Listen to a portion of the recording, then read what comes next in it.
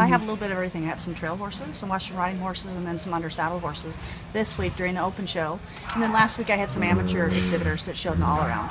Okay. Oh, and I have some hunters too. I don't do the hunters, but we have some horses that do the over fence classes as well. So Okay. we're pretty busy.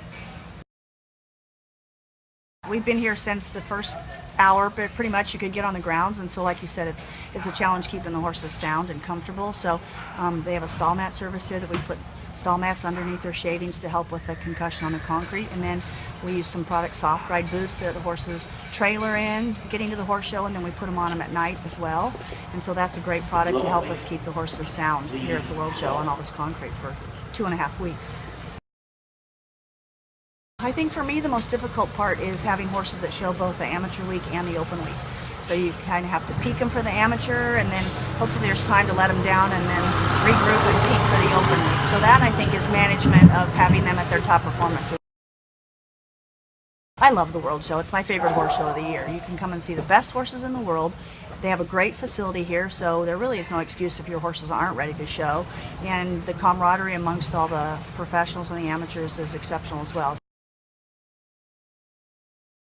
Thinking about the World Show is kind of a year-long process because everybody aspires to qualify and do well. So because of the way this qualifying time frame works, some of my horses are already qualified for next year.